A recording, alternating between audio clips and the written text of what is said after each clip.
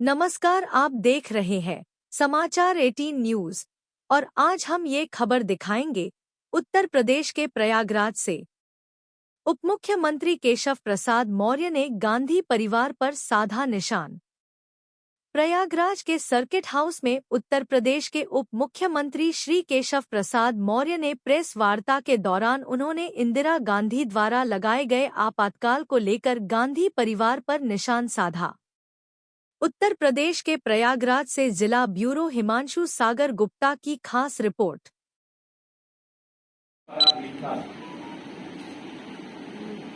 हमारे स्वतंत्रता संग्राम सेनानियों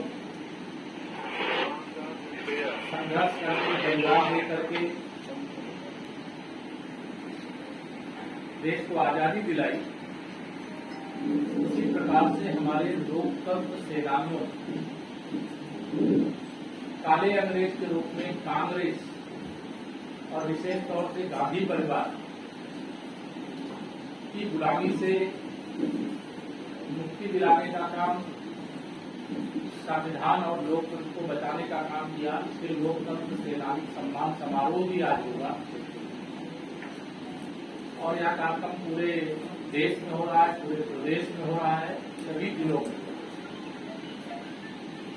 1975 25 जून को जब आपातकाल लगाया गया था तो इस समय की भारतीय जनता पार्टी, उस समय की भारतीय जनसंघ, हमारे शीर्ष नेता पूज्य अटल बिहारी वाजपेयी जी, आदरणीय लाल कृष्ण आडवाणी जी सहित अनेक नेताओं को आपातकाल लगाने का विरोध करने पर जेल भेज दिया गया। लोकनायक जयप्रकाश नारायण जिन्होंने स्वतंत्र भारत में संपूर्ण क्रांति का नारा दिया था और आपातकाल के खिलाफ लड़ाई की आवाज को बुलंद किया। देश के प्रधानमंत्री रहे मोरारजी देसाई जी, उनको भी जेल जाना पड़ा और अनगिनत नेता जिनका नाम लूंगा तो एक लंबी श्रृंखला है। लेकिन जिस कांग्रेस पार्टी ने देश में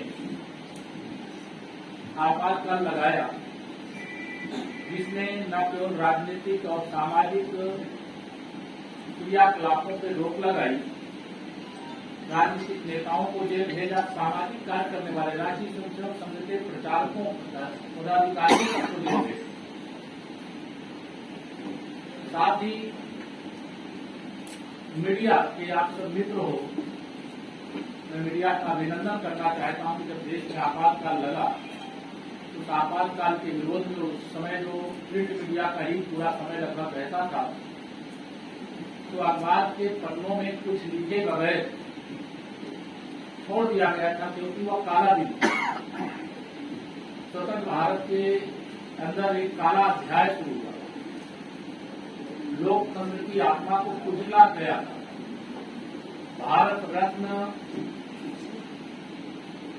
संविधान निर्माता बाबा साहब डॉक्टर भीमराव अंबेडकर जी संविधान के माध्यम से जो नागरिकों को अधिकार दिए थे, लोकतंत्र के 4 स्तंभ विरोधी दल में थे, उनको कुचला गया, मीडिया को कुचला गया, न्यायपालिका के अधिकार सीमित किए गए, जबरन नसबंदी कराने का काम किया गया, पुरुषों की नसबंदी, लाखों की संख्या।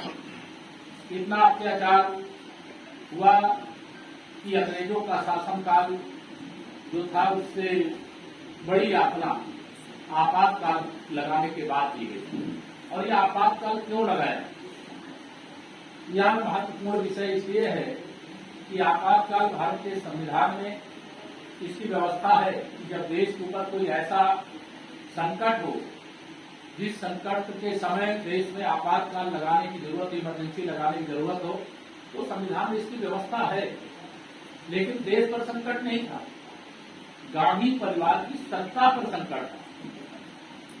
इलाहाबाद उच्च न्यायालय के एक आदेश से श्रीमती इंदिरा गांधी जी का चुनाव रद्द कर दिया गया था और उस चुनाव के रद्द होने के बाद कि न्यायपालिका का कैसे साहस हो सकता है कि श्रीमती इंदिरा गांधी का जो कांग्रेस की नेता है, मतलब उस समय कांग्रेसी नारा देते थे, भारत का मतलब है और कांग्रेस और इंदिरा गांधी का मतलब भारत है, भारत का मतलब कांग्रेस और इंदिरा गांधी।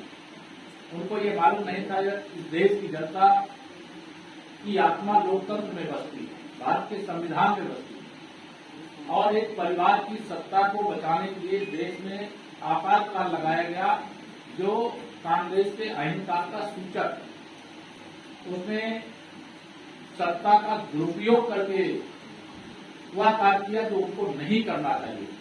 हम इसकी घोर भर्त्सना करते हैं, क्योंकि आपातकाल लगाए जाने के 50 साल पूरे हुए हैं और 50 साल की इसमें पत्रकार मित्र भी कई बैठे हैं जिनकी आयु 50 साल की। उस समय मैं भी बहुत छोटी आयु का था, इसलिए आपातकाल की यातनाओं का मुझे भी पता नहीं, लेकिन जो उस समय यातना दी गई, जो उस समय कष्ट सहा लोकतंत्र सेनानियों ने लोकतंत्र को बचाने के लिए, संविधान को बचाने के लिए, वह तमाम अनुभव अपना शेयर करेंगे। हमारी पार्टी के द्वारा प्रदर्शनी भी लगाई गई है। मैं चाहूंगा कि आप सब पत्रकार मित्र प्रदर्शनी का भी अवलोकन करने का प्रयास करेंगे, तो आपको ध्यान में आएगा कुछ हमने उसमें सैंपल के तौर पर कुछ चीजें उल्लेखित की है। मैं आज एक बात और कहूंगा कि जब आपातकाल दिवस हम मना रहे हैं, लोकतंत्र सेनानियों का सम्मान करने जा रहे हैं, उसी समय असली समाजवादी तो लोकतंत्र को बचाने की लड़ाई लड़ रहे हैं। नकली समाजवादी अर्थात श्री अखिलेश यादव एंड कंपनी ये कांग्रेस की गोद में बैठ गए। इस कांग्रेस के खिलाफ जयप्रकाश नारायण जी जैसे लोकनायक, जॉर्ज फर्नांडिस जी जैसे नेता, अनेक समाजवादी, उस समय तो मुलायम सिंह जी भी, लालू प्रसाद यादव जी भी, सब लोकतंत्र की हत्या करने वाली, इस देश में इमरजेंसी लगाने वाली कांग्रेस पार्टी के साथ जो खड़ा है उसे कांग्रेस ही समझते हैं। इसलिए मैं तो आप सबके माध्यम से यही अपील करूंगा कि कांग्रेस मुक्त भारत और सपा मुक्त उत्तर प्रदेश, अब बसपा है नहीं, सपा बसपा में बोल नहीं रहा हूं, सपा मुक्त उत्तर प्रदेश यह बनाने का समय आ गया। और यह भी मैं आज यहाँ पर कहना चाहूंगा कि 2024 के लोकसभा चुनाव में संविधान के हथियारों के साथ समाजवादी पार्टी ने गठबंधन किया और संविधान की किताब लेकर के कांग्रेस के वर्तमान जो अस्थायी अध्यक्ष, उनको मैं कहता हूं नेता प्रतिपक्ष को, वो संविधान की किताब लेकर के भारतीय जनता पार्टी अगर फिर से सरकार बना लेगी तो संविधान को खत्म कर देगी। उस प्रकार की जनता पार्टी गठबंधन की सरकार बनी।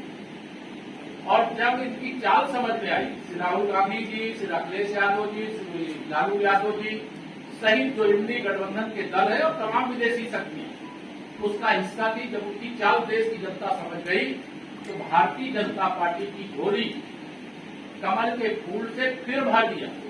हरियाणा के विधानसभा चुनाव में हमें ऐतिहासिक विजय मिली, महाराष्ट्र के विधानसभा चुनाव में हमें ऐतिहासिक विजय मिली। ये 2024 के ही रिजल्ट है, 2024 में ही लोकसभा हुआ, 2024 में दोनों विधानसभा हुआ, 2025 में दिल्ली विधानसभा में भारतीय जनता पार्टी की 26 साल बाद सरकार है। देश समझ गया है कि लोकतंत्र की रक्षक पार्टी भारतीय जनता पार्टी, लोकतंत्र की हत्यारी पार्टी कांग्रेस पार्टी और उसके सहयोगी दल।